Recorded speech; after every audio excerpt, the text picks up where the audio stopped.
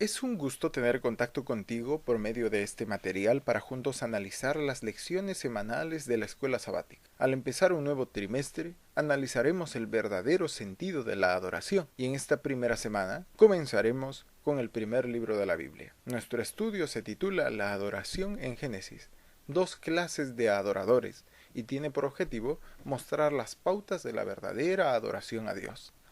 Para ello dividiremos la lección en tres apartados. Primero, la primera adoración humana. Segundo, la tergiversación de la adoración. Y tercero, la verdadera adoración. El texto clave se encuentra en Génesis 28, 17 y 18. Y despertó Jacob de un sueño y dijo: Ciertamente Jehová está en este lugar, y yo no lo sabía. Y tuvo miedo y dijo: Cuán terrible es este lugar. No es otra cosa que casa de Dios y puerta del cielo. Comencemos con la primera sección. La primera adoración humana. Dios instituyó el sábado como día sagrado, en medio de la perfección, y de hecho hubo una celebración armoniosa y carente de errores, pues los seres humanos eran perfectos, la corona de la creación, Adán y Eva. Ellos tenían por objetivo conservar la tierra como una extensión del cielo. Sin embargo, esto no fue así, pues por su voluntad este mundo quedó en manos del enemigo, que astutamente convenció a Eva para comer del fruto del árbol de la ciencia del bien y el mal, que a su vez fue consumido por Adán. ¿Cuáles fueron las consecuencias inmediatas? Génesis 3:8 nos lo dice: Y oyeron al Señor Dios que se paseaba en el huerto al fresco del día. Y el hombre y su mujer se escondieron de la presencia del Señor Dios entre los árboles del huerto. La desobediencia cambió la formación moral del hombre. Ahora sentían temor al estar cerca del Señor. Tenían vergüenza pues estaban desnudos y sentían culpa pues habían desobedecido. A lo largo del tiempo, la relación con Dios se ha destrozado. Más aún, pues así como Adán, el ser humano huye de la presencia de Dios. Esta es la consecuencia final del pecado de Adán y Eva y el principio del deterioro de la adoración. Ahora analicemos el segundo apartado de nuestra lección, la tergiversación de la adoración. Podríamos deducir que el primer sacrificio de la tierra fue desarrollado por Adán y Eva antes de salir del Edén. Sin embargo, claramente se nos muestra el sistema de sacrificios en Génesis 4. En la historia de Caín y Abel, ocasión en la que Dios no recibió con agrado la ofrenda de Caín porque ésta no demostraba obediencia. Observemos Génesis 4 del 3 al 7. Y aconteció que al transcurrir el tiempo Caín trajo al Señor una ofrenda del fruto de la tierra. Pero a Caín y a su ofrenda el Señor no miró con agrado. Y Caín se enojó mucho y su semblante se demudó. Entonces el Señor dijo a Caín: ¿Por qué estás enojado? ¿Y por qué se ha demudado tu semblante? Si haces bien, ¿no serás aceptado? Y si no haces bien, el pecado yace a la puerta y te codicia, pero tú debes dominarlo. ¿Por qué entonces la ofrenda de Caín no fue aceptable? La ofrenda de Caín no fue aceptable pues se fundamentaba en lo que el hombre quería llevar ante Dios y no en lo que Dios pedía. Es decir, al llevar una ofrenda, la adoración se centraba en la fe en Dios y no en las obras que el ser humano pudiese realizar. Existe una brecha entre el cielo y la tierra, y el ser humano no puede hacer nada para cruzarla. Solamente Cristo pudo hacerlo, y al llevar un cordero que representaba pálidamente a Cristo, se aceptaba la muerte de Cristo en la cruz. Toda verdadera adoración se centra en nuestra impotencia para salvarnos, y en que la gracia de Dios puede dar esperanza de vida eterna. Es interesante notar que la Biblia toma la descendencia de Caín antes de mencionar el nacimiento de Set, el nuevo líder del remanente divino. Esto tiene una peculiaridad. El pecado empezó a crecer con acritud. Observemos a Lamec, quien fue el primero en tener dos mujeres y desafiar a Dios para que lo castigara, pues él mismo menciona que había matado a un hombre por herirlo y a otro por golpearlo. Es decir, la violencia, el temor, la poligamia, el asesinato y muchas cosas negativas se habían gestado en medio de la sociedad. Sin embargo, hubieron algunos hombres fieles que buscaban al Señor, pero la gran mayoría se había llenado de maldad, al punto que Dios se arrepintió de haberlos creado y decidió enviar un diluvio que exterminó a aquellos malos hombres. Solo se salvaron Noé y su familia. ¿Qué hizo Noé cuando terminó el diluvio? Leamos Génesis 8:20. Y edificó Noé un altar al Señor, y tomó de todo animal limpio y de toda ave limpia y ofreció holocaustos en el altar.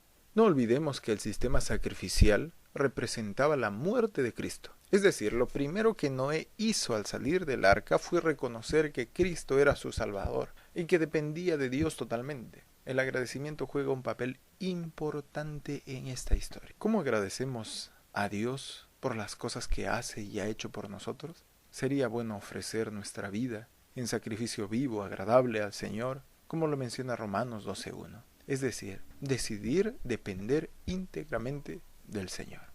Tomemos ahora la tercera parte, la verdadera adoración.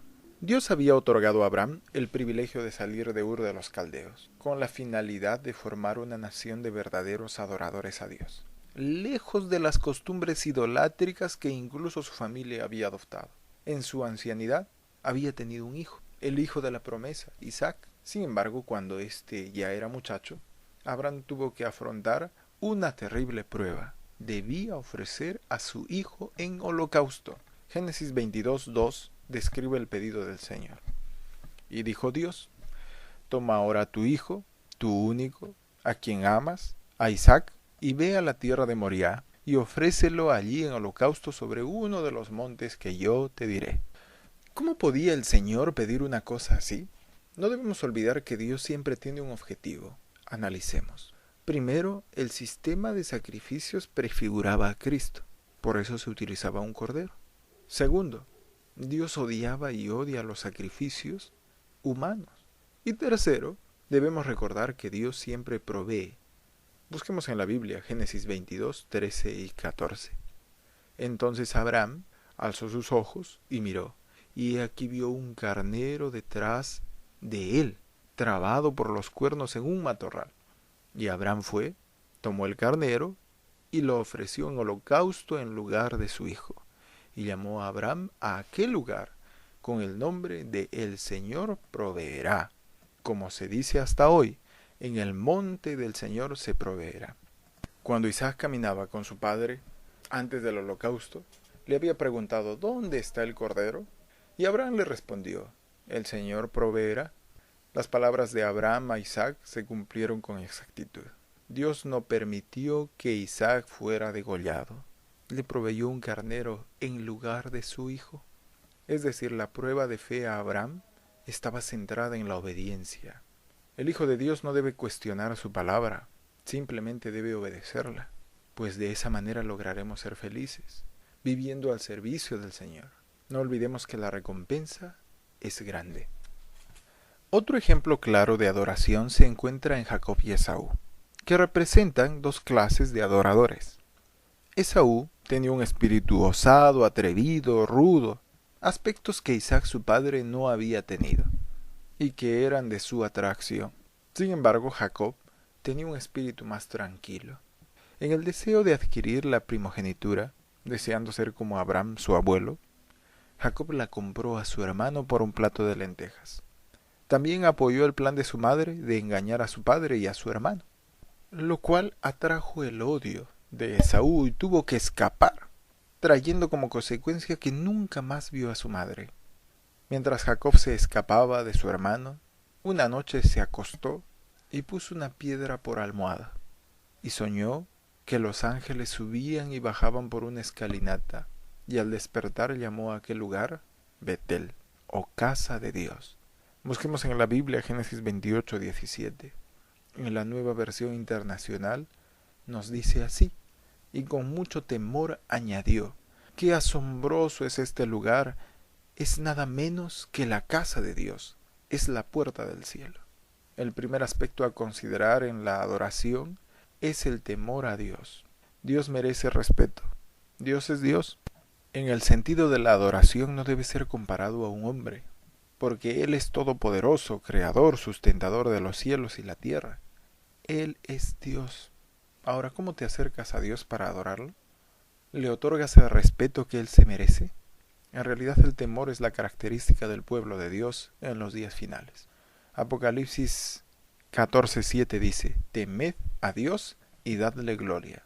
Nuestra actitud delante del Señor debe ser como la de un pecador en extrema necesidad de perdón, para luego salir agradecidos y adorarlo. El mensaje final de esta hermosa lección es que a pesar de que nuestra relación con Dios fue destruida y en su lugar ingresó la vergüenza y la culpa, tenemos la esperanza de la vida eterna, por medio de Jesús, quien murió por nosotros, al cual debemos dar nuestra verdadera adoración por gratitud, por medio del profundo respeto y la obediencia total a lo que Él manda. Que nuestro Señor Jesucristo derrame su gracia sobre ti. Que Dios te bendiga.